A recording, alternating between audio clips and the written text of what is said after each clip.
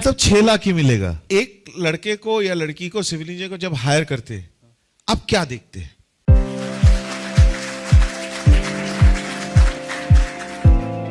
Or it has been a trend for the last couple of years that civil engineering students are getting lesser job, lesser kind of a pay package. What is it that the industry is looking for when you do a hiring? Tell you means you all people are hearing that India is growing. If you see the world, so India growth rate is around 7%. India is growing, technology is growing, innovations are happening. So is it possible without land, without steel, without concrete? So if I am talking about the steel, concrete, land, all those development, so my civil engineer play a front face. They are the people who is behind the conceptualization, designing, execution and giving back to the society. First foundation period, foundation era, say for example 3 to 5 years down the line, that is the time where our civil engineer has to put their foot at ground, understand the basic concept of site execution, all those aspects, and this is how after 3 to 5 years down the line, whatever our IT people are thriving, same fashion I have seen in my 3 decades of work experience. I have seen these civil engineers are thriving like anything. Within our industry also, I am noticing the people who join 3 year, 4 year back. मतलब 6 लाख ही मिलेगा। एक लड़के को या लड़की को civil engineer को जब हायर करते हैं, आप क्या देखते हैं? How good you understand in your 4 year of career, how you understand all those fundamentals of engineering, how comfortable you are, how fair understanding about the IS code, BOQ, these all are technical part.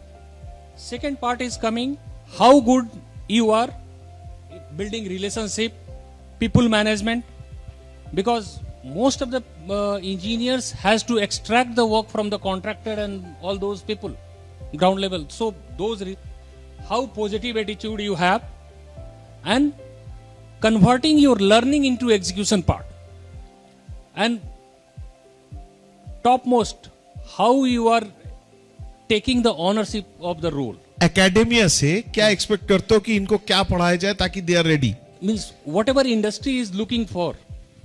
Correct. Industry is, see, typically you all people are doing marketing, taking product from the Amazon. So Amazon से product जब आता है आपके पास, तुरंत आप use करने के लिए तैयार हो जाते हो. Would you willing to buy the product? वो आएगा आपके घर पे और 5 दिन के बाद आप यूज करोगे. So इसके चलते इंडस्ट्री रेडी होने के लिए आपको how you are keeping yourself before completion of 4 year, whatever industry is looking for, जो भी उनको skill चाहिए, whatever you people have in summer internship, how you are exposed in those site execution part, how technologically you understand all those execution part. So that is the key. Variety of live project you associate with the corporates, and this is how you are industry ready. 4 साल जैसे खत्म हुआ, तुरंत industry के लिए ready हो जाएंगे और plug and play immediately they are. So you want academia to come into the play where they can make the students ready for plug and play, Yeah. right? And we are What here, i- what- sir, we are here to support continuous giving them opportunity. 6 lakh रुपया CTC नहीं CTC तो नहीं. Okay, I got your point. Now it's a very important point. Can I have, so now on this, Professor Abbas, the industry expects academia to make students ready to be plug and play. Now what's your call? What's your take? Well, thank you for giving me this opportunity. It's a very important point that was made, and ideally one would certainly cater to, because that's a sector of the society that's demanding us, but as an academic professional who's trying to train students, you have to strike a balance between giving enough exposure so as to a student gains those fundamentals on which you just said you test the student. So for us, it's a big challenge that in order to make somebody industry ready, where every industry will have their own specific requirements. So to what extent are you going to give those final inputs so that you are ready for a specific kind of industry? For us, what is important is we give a broader basket of exposure in some sense, but really do not sacrifice on the fundamental learning that goes with the academic curriculum. And I don't know how many of you have ever seen this earlier, but in previous times, some of these undergraduate degrees were 5-year degrees. And precisely that 1 year was meant to be kept as a bridge, wherein, say, for example, if you're a civil engineer, you'll get an exposure, a 1-year thesis, where you'll actually pick up a live problem. Sir मेरा एक problem है, बड़ा simple सा है. I am on that side. मुझे मेरे बच्चों को I want them to get a salary which is at par with an IT guy. जब कैंपस इंटरव्यू हो 24 लाख रुपए लेके इनको भी मिले और उनको भी मिले. ये ना हो कि शाम बैठे हैं राम के साथ और शाम को राम को मिले 24 लाख, शाम को मिले 6 लाख. तो industry aspects that academia to make them plug and play ready because of the academic because IT is like एक बच्चे को लिया, उसको मालूम है कोडिंग क्या करना है, immediately वो चालू हो गया. बट हमारे सिविल इंजीनियरिंग में ऐसा नहीं है कि वो that is there's a gap which is there. So is academia doing something where it is a vocational course या what is the academia also expects the children to do? That is what मतलब क्या करना चाहिए? So I would say that in very short, it's a little unrealistic to expect that somebody is industry ready because industry requirements are all different. This plug and play, because we give the fundamental to learning, these kids are trained enough to pick up specific requirements in industry within the first 5-6 months. In fact, most companies have some induction program. In fact, when I graduated, we underwent about a 40-day induction program that was sufficient for us to take up any of the specific. सभी लोग आपके तरह होनहार थोड़ी होते हैं. No, I'm saying बड़े बदमाश होते हैं बच्चे. But at the same time, see, if you're comparing with packages like software packages, one thing we should realize is that's because of the currency difference. That's why the packages are very high and नहीं sir, India में 1 करोड़ का package मिला है sir. That is after several level of experience. नहीं student 1 crore का package लेके गया. Those are IIT Hyderabad. Yes. So, but then those are outliers in every field, right? Whenever you see in the newspaper, outliers के बारे में ही आएगा, चाहे वो बहुत लो हो चाहे बहुत हाई हो. Correct. जो median salary है वो इतनी हाई नहीं है. Right. So the question is, are we giving them the right kind of fundamentals so that they can pick up any job given the task? And I think that's the challenge for us, because in the 4-year period we have to also give them enough exposure to soft skills, because soft skills today are really the drivers of what you want to do. If you want to learn something, so job profiles in industry change. Initially it will be something, and then later on you will expect a managerial profile, because you will actually start to govern or sort of work with teams, right? So in the academy also we have made a balance between core learning of civil engineering plus some soft skills through humanities courses, through other kinds of courses. So given that, the way I see it is that more participation from the industry to actually define problems for like say internship. आपने internship की बात करी. मैंने नहीं किया sir, industry इधर है. Industry. So I'm also industry right. and also academia. So internship, the problem हमारे students face करते हैं, internship they want to do but industry is not willing to take them. The reason is, मुझे जो समझ में आता है, internship is just a 2-month commitment. Industry को लेगा हम 2 महीने इनके लिए एक प्रॉब्लम क्यों कर रहे हैं. तो क्या ये हो सकता है, just an open question, I don't know how feasible it is, that industry comes up with certain problem statements on which our students can actually work on during the summer time, even beyond the summer time. Thesis work can be done in collaboration with because thesis work का जो समय है. Very good point. In that I would now move to my dear friend Rajendra Bhattarai ji. You have studied in India, probably worked in India. No, I didn't work in India. Fantastic. So now, just wanted to understand from you, what is the scenario of employment in international market and the salaries, and what is the how the academia and the industry bridge happens so that the students becomes absolutely employable ready? It's an excellent question. It's what the society and we ourselves value. How many of you have mobile phones in your pocket? Probably everybody does, right? And if you talk to ordinary person out on the street, probably 95% of them probably have really high quality mobile phones. Not just your flip phone where you just talk, but you can, basically it's a mini computer in your hand. You can surf the web, you can take photo, you can make video, you can transmit it, you can talk to anybody, make a video conference call to anybody anywhere in the world. So there's that capability.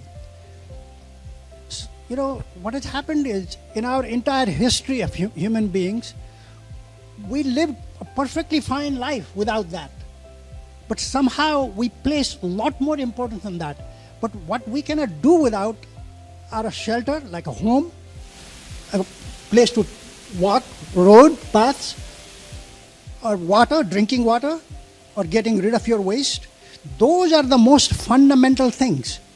No, in India, we have a fantastic way to dispose our waste. We just throw it. We think those services should be free or be very cheap. If my water bill is more than $10, 10 rupees, I'm sorry I keep saying dollar because I live in the US, but 10 rupees a month will scream bloody murder. But we don't mind paying 2,000 rupees per month for the mobile phone. That is the problem. So when you value your water, when you value your road, your home, your shelter, which are far, far more important than your mobile phone or your TV, television, or your telephone, that's when the salary will flip. So we as a society need to change. Unless we ourselves change, this change is not going to happen.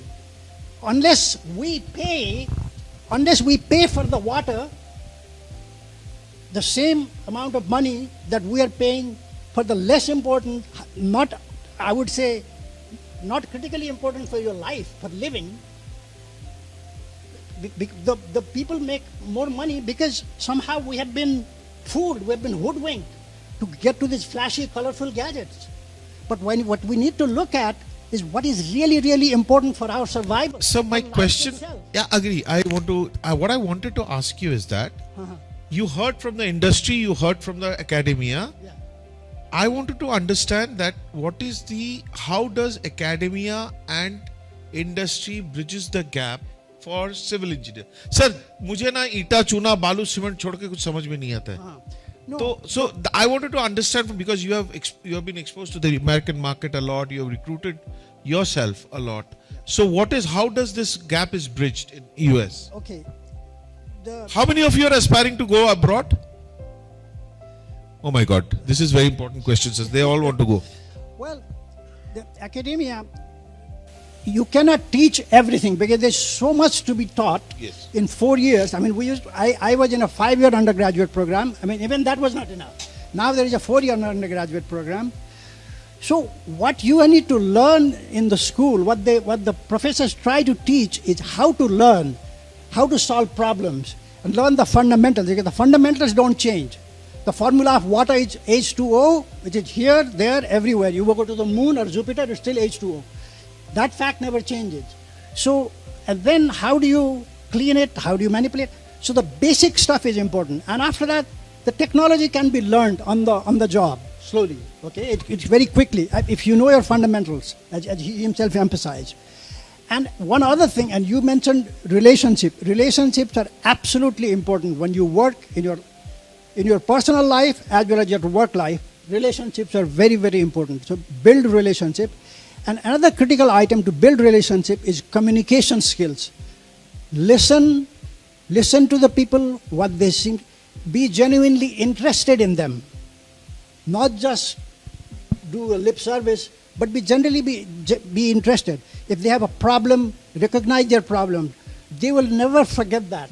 Somebody who helped them in the time of trouble, that builds the relationship. And communication.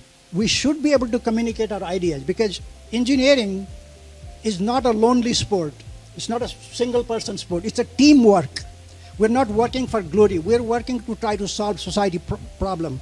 One of my professors here, the best professor I've ever had, Professor Gurudas Agrawal, G.D. Agrawal, he used to say, that was his mantra, and that has been the mantra of my life and my career. Civil engineering must be beneficial to the civil society. The first word civil means it has to be beneficial to the society. We have to do that. Unless we do that, then people won't value us.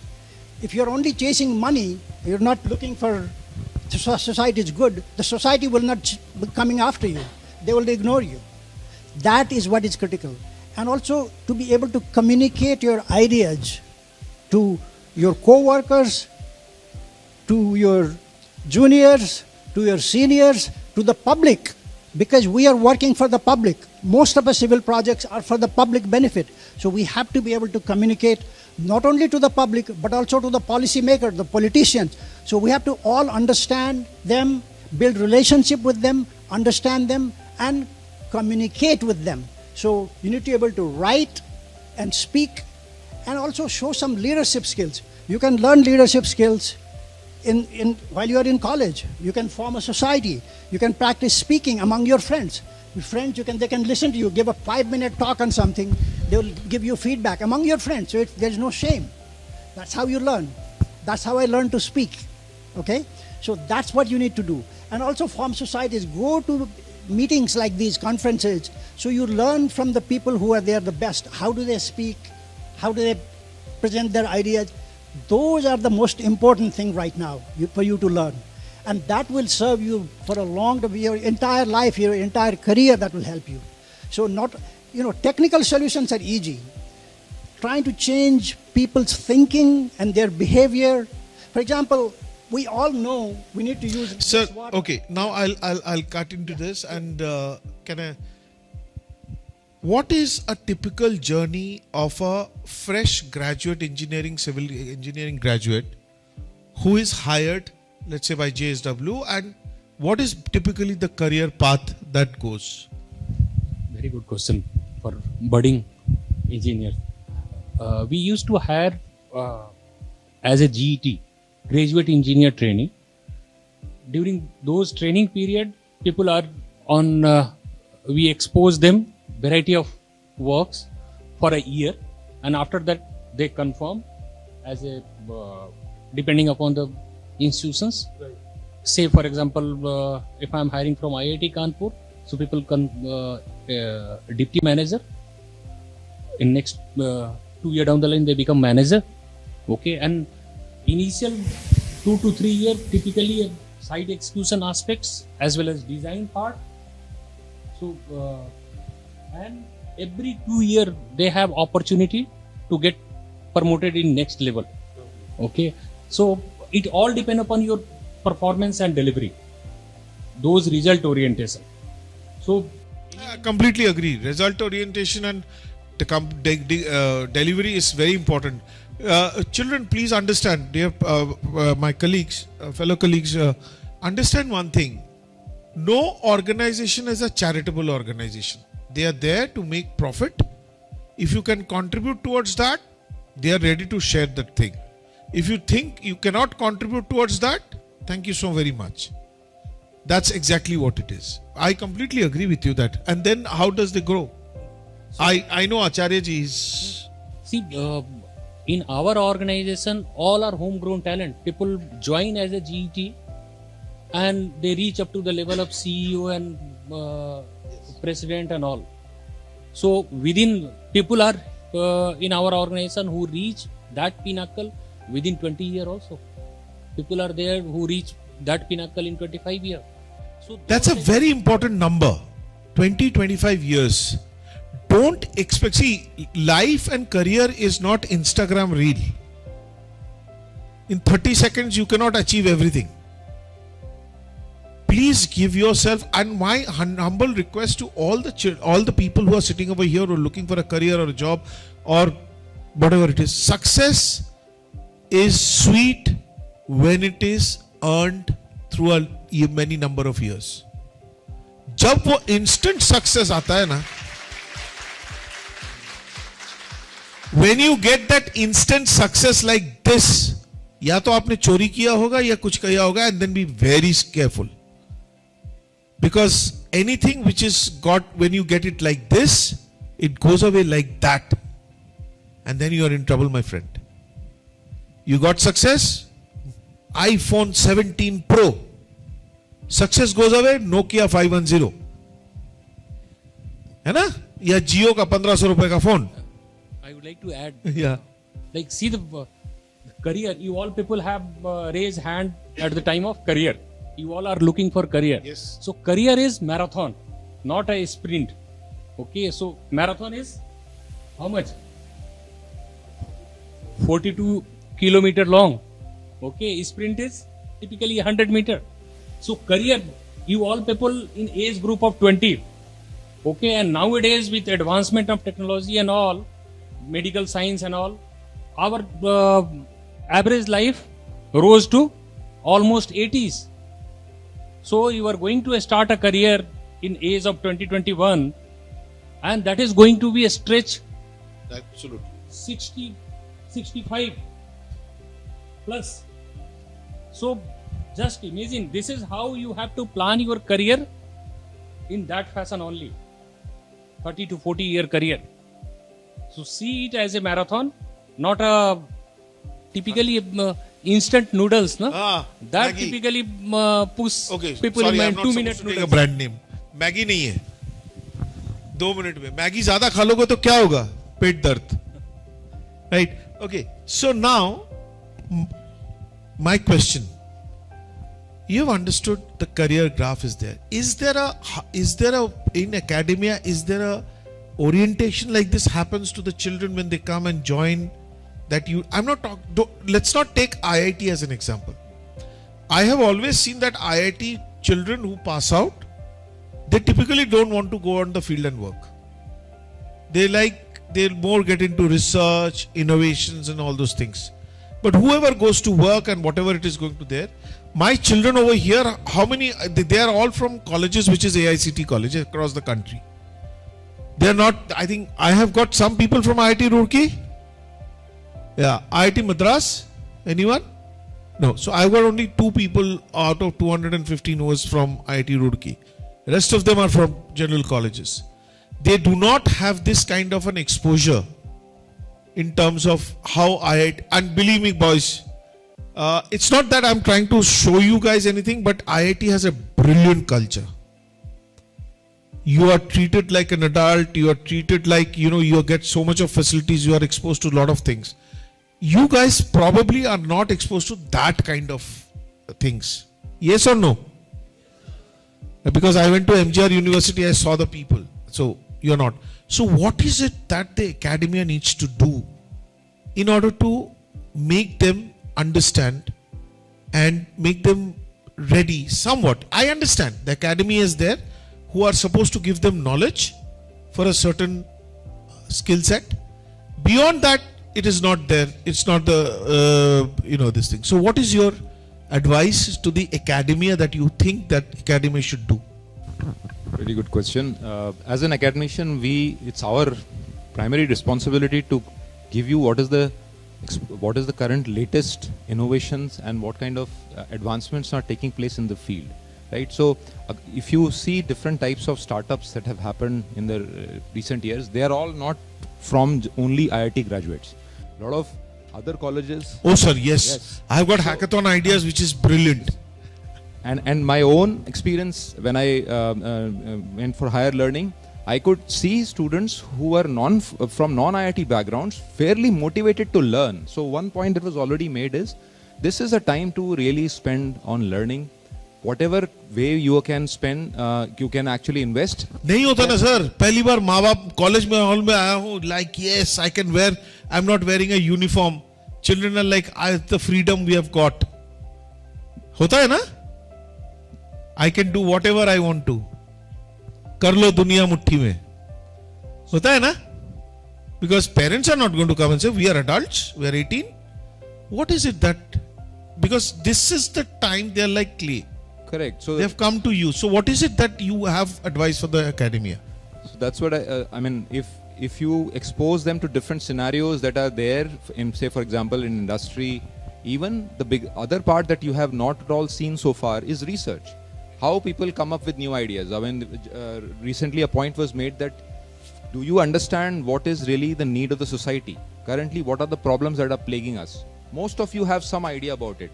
And academia can be that platform where you actually can refine it. So if, as an academician, my exposure would be to tell you of the different types of problems that are unsolved today and actually make you excited about solving them.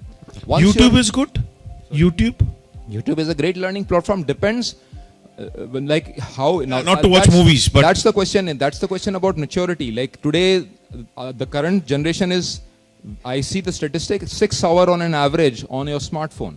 Now if you look at it, there are now studies that are telling that if you spend so much time on your smartphone, you are actually always in a state of non-rest, and so there is very little opportunity of giving yourself to learn something else. So this is something has to come from maturity. It's a behavioral problem, but nonetheless, we also understand that if you are going to be hooked on to say YouTube, it is marketing platform at the end of the day. There are ads that pop up now. Most of us probably don't go for premium version, but otherwise there are ads will come and they'll distract you, and it'll actually take your learning away from whatever little you have watched.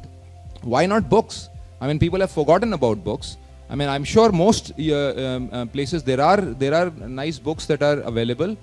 How many of us actually go to the library and actually spend some time? I had one beautiful question yesterday from here.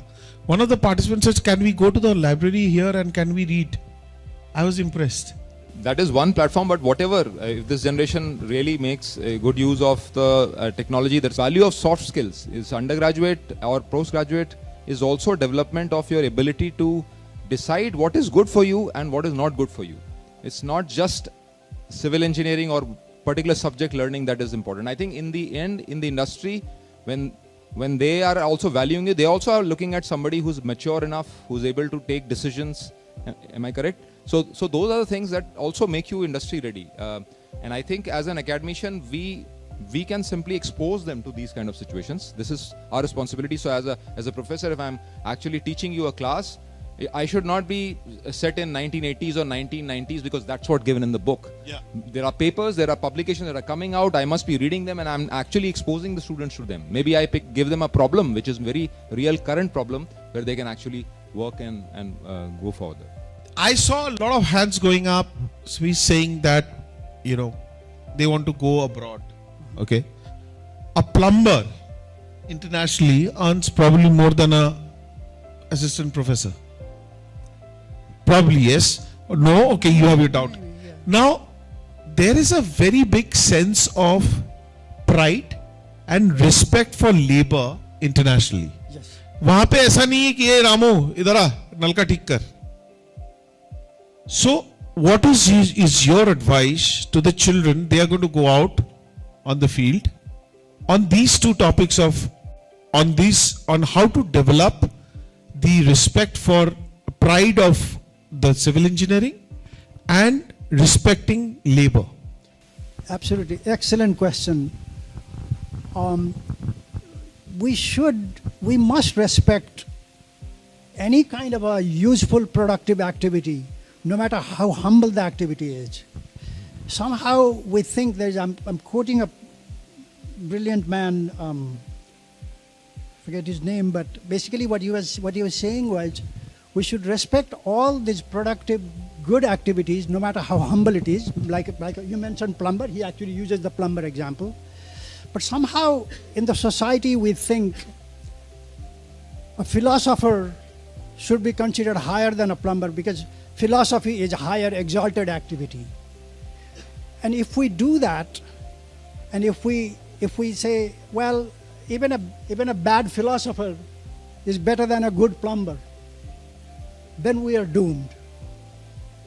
We should, in my opinion, a good plumber is much better than a bad philosopher.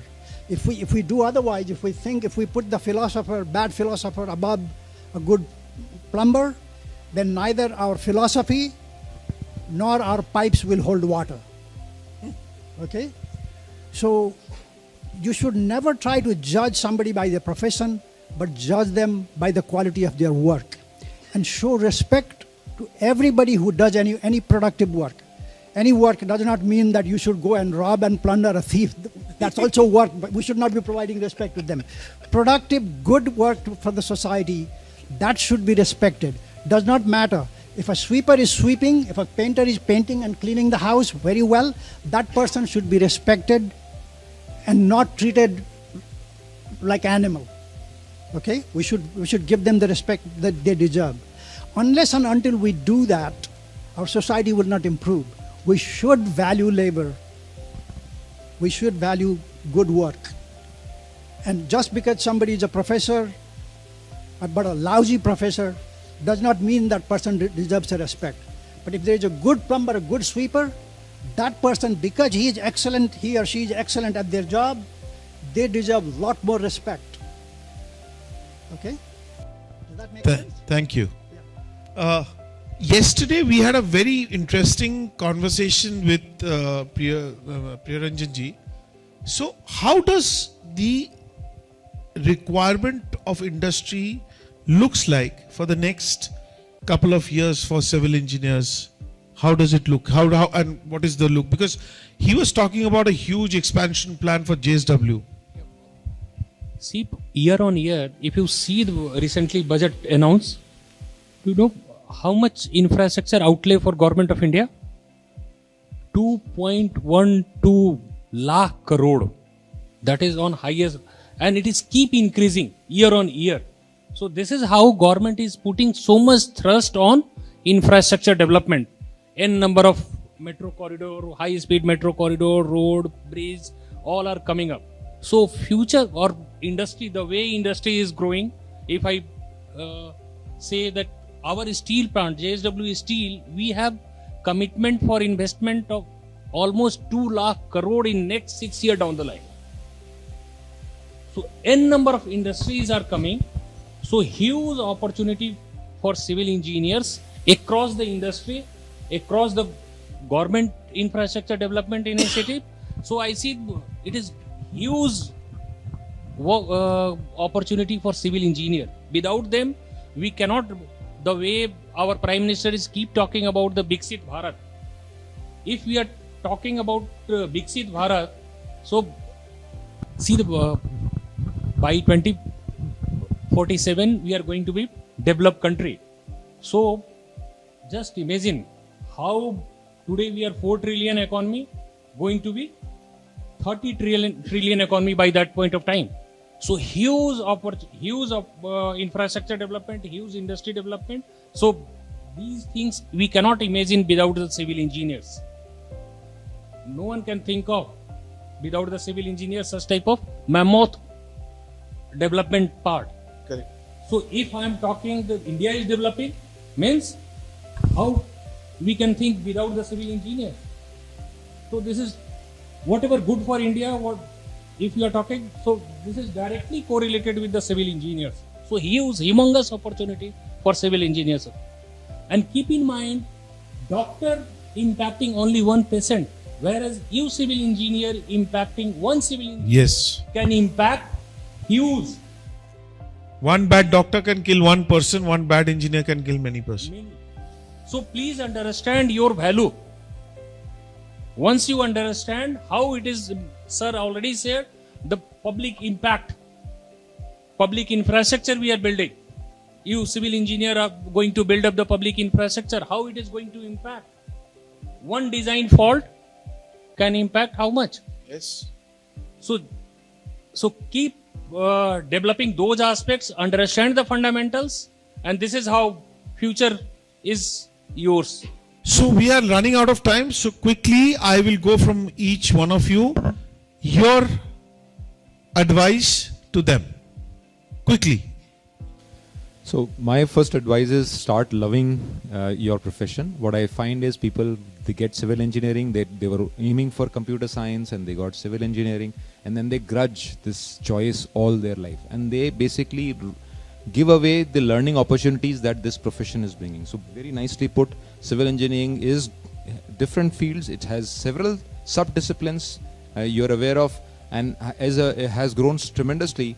So the point is that you want to identify what problem currently are unsolved.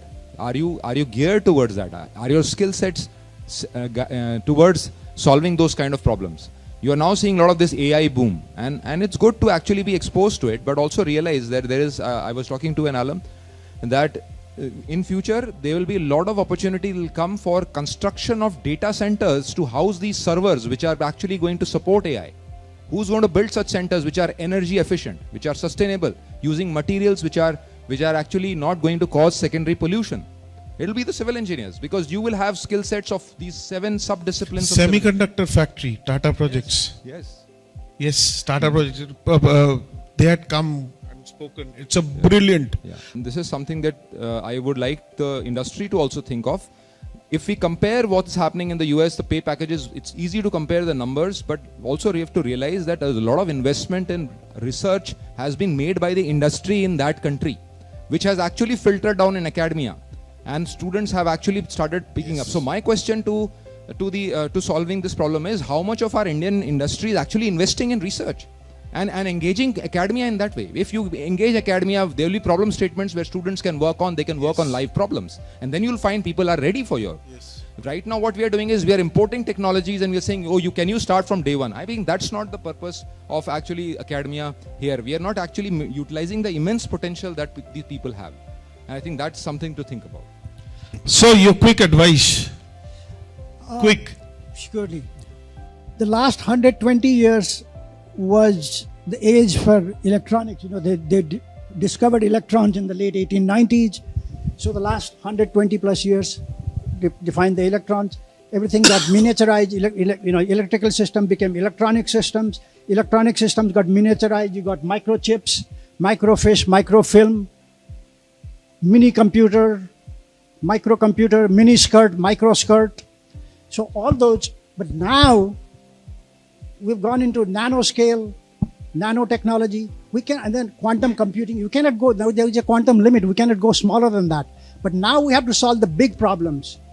Pollution, cleaning the rivers, providing housing to billions of people, building roadways, infrastructure. The infrastructure in India is going to be number one. But the way it is growing, all that work, the macro work, cleaning the environment, cleaning the river, not just the river, but ocean, atmosphere, the whole global ecological system, the macro, I would call the big scale system, those problems are going to be solved by civil engineers. So the future of civil engineering is very bright. I came to this school 55 years ago to study electrical engineering. I changed my mind after first 3 years and decided to switch.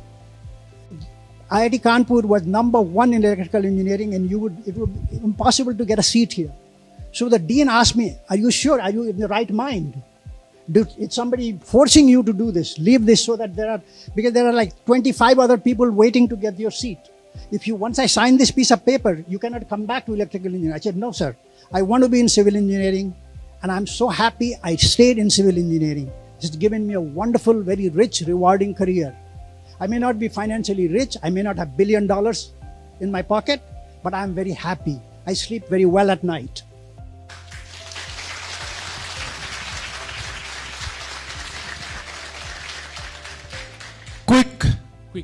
Quick advice.